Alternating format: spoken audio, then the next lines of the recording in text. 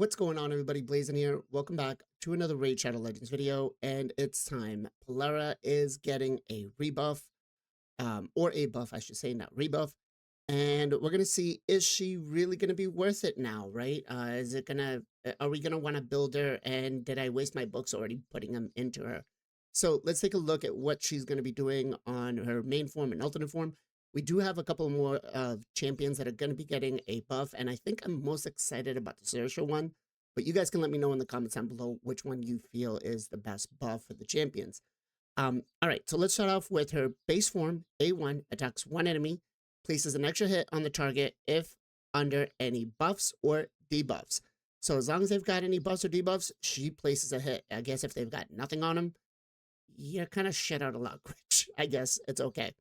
Has a 25% chance to grant an extra turn, and they're beefing up her damage multiplier. So I just want to take a quick look here at her damage multiplier on her base form. It is a 4 plus for defense and a 1.2 for attack. So I wonder if they're going to swap it and have the attack scale more. I hope not. But it looks like everything across the board is going to be getting a damage multiplier increase. So um, I'm curious as to how high they're going to go. If we take a quick peek at a champion like Alaz, who is a double hitter, considering that she's going to be almost the same thing, right?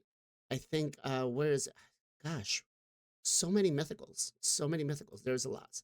Alaz, who is defensive based, his multiplier is a point is 2, right? Attacks one enemy 2 times, places an extra hit if the target is under a shield buff. So even at that, she has a pretty good multiplier already compared to somebody like Alaz. But it looks like they want more, which, hey, more is better. I'm all for it. The A3 attacks one enemy 3 times. Now, this is very helpful against Mercurial. Each hit will ignore 25% of the target's defense, will ignore 50% of the target's defense instead if the target is under HP burn debuff or freeze debuff, will ignore 100% of the target's defense instead if the target is under both debuffs. So that's pretty massive. If you pair her with somebody like Torment, that's going to be insane. Now, the only problem here is that Mercurial is still a thing, so she could come in and help you take the Mercurial down, but not much more than that, right? Other than that, they're not changing anything else, but they are increasing the damage multiplier, right?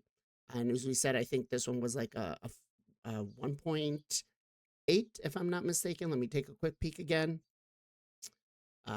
For where is she? Where is she? Where is she? Polara, her A2, it's a 1.8 and a 1.2 attack. So honestly, I think they should just get rid of the attack part and just make it into just pure defense. I think that would be better for her, right?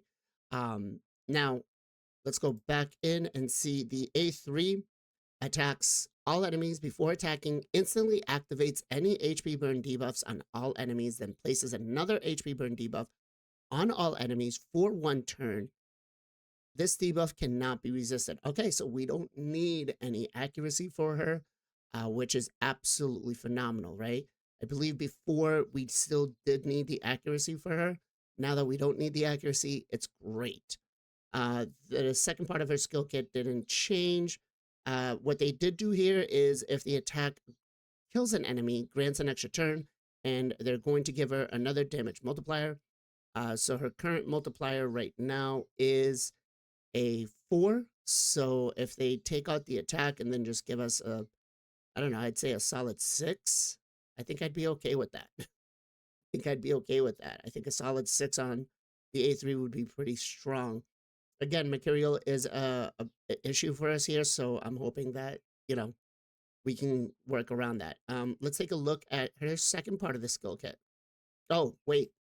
They did change some stuff on her passive for the first one. First one. This champion deals 50% more damage against enemies who are under an HP burn and a freeze debuff, and receives 50% less damage from enemies that are under an HP burn debuff. And then this champion is immune to both HP burns and freezes, so a pretty solid to the counter of Hilvi Torment. and Sir Nick, right? Because you do find a lot of those arena teams just being all together, and it's a pure pain in the ass once they start getting going. If you can shut them down, you're fine. But once they start getting go, it's hard. So I like this. This is great. All right. So now on the second form here, the A1 places a 60% increased defense on a random ally and this champion for 2 turns. If the random ally selected already is under a increased defense, places it on another random ally instead. Awesome. Before it used to give us ally protection, which wasn't really something we wanted, right? Ally protection on a nuker, yeah, just kind of sucks. Heals this champion and allies under increased defense buff by the value, and the value of the heal is proportional to this champion's defense. So that makes me feel like they're going to get rid of the attack and they're just going to go straight out defense, right? So the A2 places a block debuffs buffs, cool, and a 25% strengthen on all allies, so that didn't change. The ensnare and then places a block buffs debuff on all enemies for 2 turns. These debuffs cannot be resisted under enemies that are under HP burn or freeze. Damn it. The problem with this is the first part of the kit, we didn't really need, for this part of the kit, we didn't really need accuracy. But for this part, they're making accuracy actually be required, which kind of sucks, right? At least for that A2 right there. I hate that. Just get rid of that and just say, hey, can't be resisted, not under HP burn and freeze. It's all right. It's all right. The A3, what they did here is they changed it so that the freeze debuff on all enemies is for 2 turns now instead of 1, and this cannot be resisted. See, here's what I mean. The A3 doesn't need accuracy, right? Doesn't need accuracy, but the A2 requires accuracy to place the block debuffs. I think that's very, very shitty. Just clarity, before you go live with this, change it so that this champion has their own separate, just make it so that it doesn't require accuracy. Come on. All right. The passive. What they're changing here is they're adding a couple of things here. So allies under a freeze debuff receive 90% less damage. Okay. That's actually really good against, going against champions like Sir Nick and stuff. If there are multiple champions, only one will activate, yada, yada, yada, yada. This skill will not activate on duplicate copies if this champion is dead. Cool. Get that. Whenever this champion is attacked, places an HP burn debuff on the attacker for 2 turns. This debuff cannot be resisted. Okay.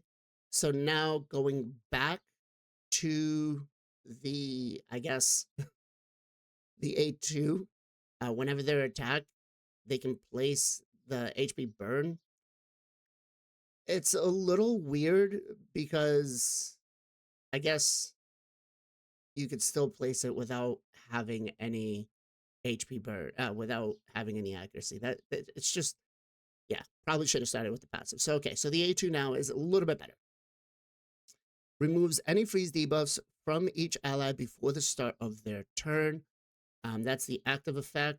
So overall, I think she's gotten a pretty good buff. Is she going to be meta? No. Mercurial sucks. The A2 on Form 1 can help out because it's a triple hitter, but it doesn't grant us any sort of extra turn, so it definitely completely sucks. All right, let's talk Searsha. Searsha is now getting a massive buff herself, and I think I'm really excited for her. The A2 is going to be really strong, and yeah, well, let's just get into it. All right, so the biggest significant thing that she's getting is a all battle aura for speed by 19%, which is massive for that faction, right? Now, the A1 attacks one enemy 3 times. Each hit has a 50% chance of increasing the duration of any HP burn debuffs on the target for 1 turn. Each hit also has a 50% chance of decreasing the duration of a random buff on the target by 1 turn. If the target is under HP burn debuff, the chances increase to 100%. So what they changed with the A1 is we just got a little bit of a more percentage of landing the HP burn, right? Instead of a 30%, we went up to a 50. Now, the A2 is going to make her a massive Hydra champion, right? Removes all buffs from all enemies, has an 80% chance, books up to 100, and it's on a 3-turn cooldown of placing an HP burn debuff on all enemies for 2 turns. If the target is already under an HP burn debuff, instantly activates it and then has an 80% chance of placing an HP burn debuff for 2 turns on all enemies without one. So if one has it, then it it's a single target, right? Sorry, it's a AoE.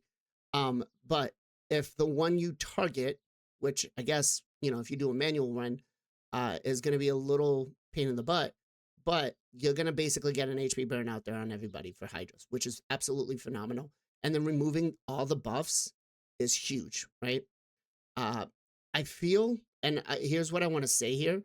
I feel like the answer to Mercurial is going to be that they can be removed, right? I think they can be removed or sealed, because Plarium has put in the most recent fusion that's going to be stealing.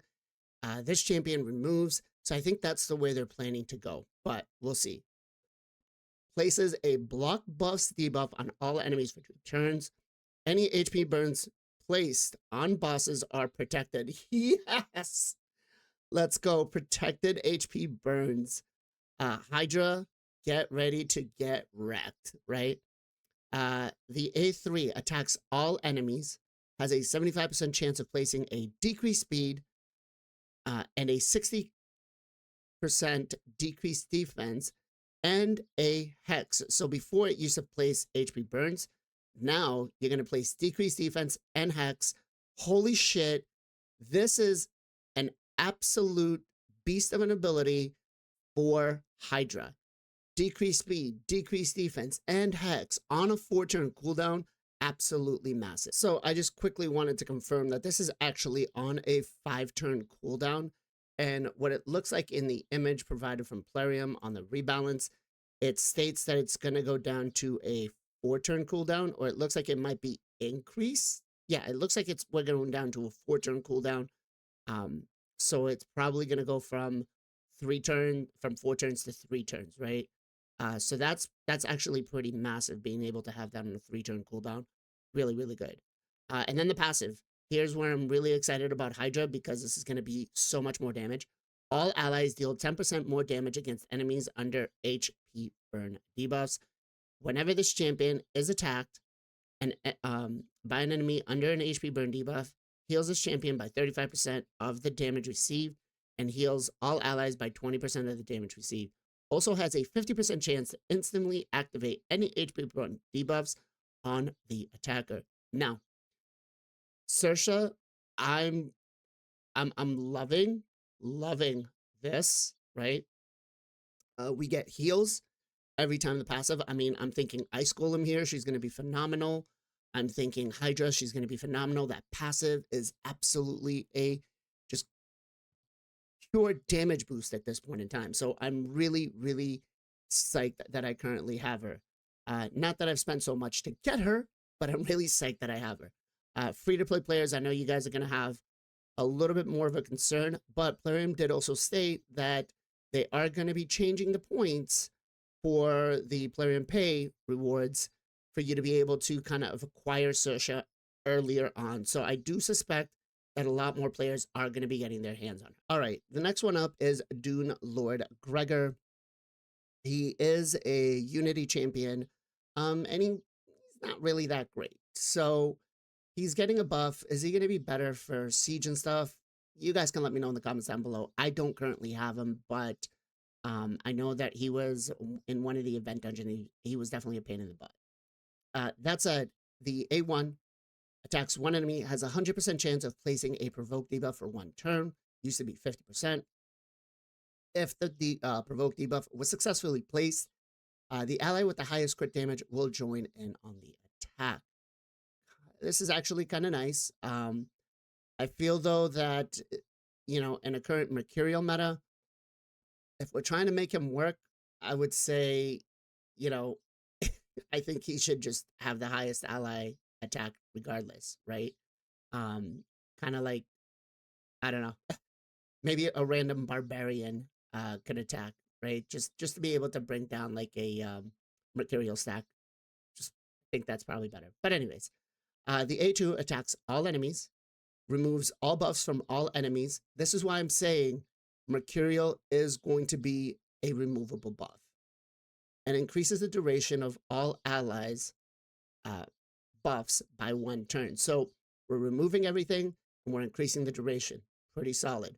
Also places a shield on all allies for 2 turns. The proportional of the size of the shield is based on this champion's defense, kind of like Valkyrie. Pretty solid. Between him and Valkyrie, I mean, Faction Wars, if you have him, you're going to be a pretty easy GG. All right, the A3 attacks or places an increased attack, an increased accuracy, and an increased defense. So before it used to be increased attack and increased accuracy. Now you're getting the increased defense as well too. So no matter what kind of nuker you're bringing, as long as they're not HP, you are covered, right? Um, for 2 turns. For the Unity skills, it doesn't look like they're changing anything. Everything's still staying the same, right? I think that it's a pretty good for the A2. The A3, now this one is getting a little bit of a change. So let's go ahead and zoom in a little bit. Now, when attacked, has a 50% chance up from a 20% chance of placing a provoke debuff on the attacker for 1 turn. Occurs once per hit. That does require accuracy. Now, as for bringing in 1 faction unity champion, everything stays the same. 2 faction unity champions, everything still stays the same. But 3, we do get a little bit of a change here. When applying a debuff out of their turn, or extra turn, or instantly effects, and debuffs placed by skill cannot be resisted or blocked. Okay, so basically what it means here is any champion on the team that is going to place a debuff, whether it's somebody else's turn, via a passive, via an extra turn, they're not going to require accuracy, which I guess is an okay one. I can't really think of champions that it would be a massive thing for in the faction.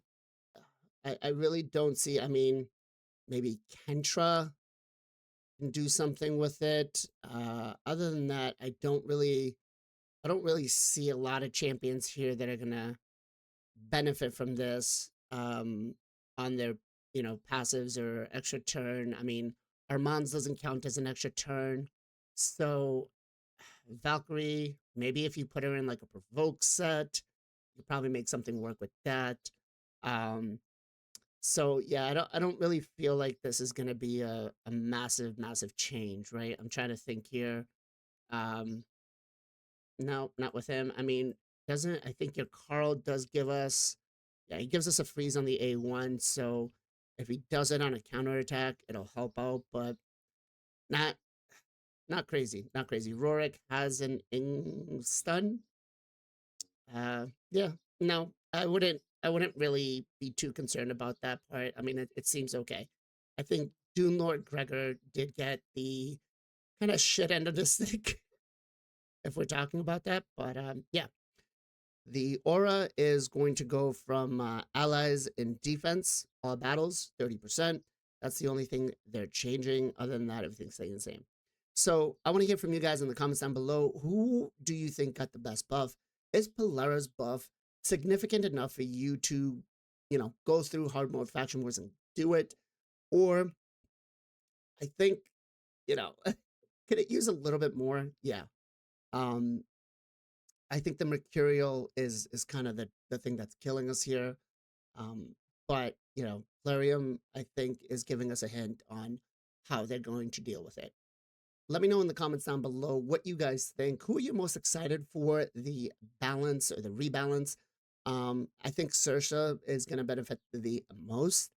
She's going to get a lot of gameplay, and I can't wait. I do have her with a 4-star, so I feel like she's going to be an absolute beast. Plus, I did get a couple of new toys on my account, so I can't wait to play with those. Um, let's just say I did do the naughty thing. Unfortunately, I did hit the headline champion, but not the one that I wanted. But yeah, that said, I want to hear from you guys in the comments down below. While you're down there, consider subscribing to the channel. If you haven't already, like the video if you found it helpful or educational, or if you just, want to help me out. Join us every Sunday, 2 p.m. EST for the Knights of Teleria podcast, where we dive into the world of Raid Shadow Legends, discussing everything from free-to-play strategies to pay-to-win insight, and covering the journey from early to mid-game. Whether you're a newbie or a seasoned player, we have something for everyone. Don't miss out on the Knights of Teleria podcast, the only podcast for Raid Shadow Legends. As always, much love, much appreciation. Be safe, be well, be good to each other. I'll catch you guys next time.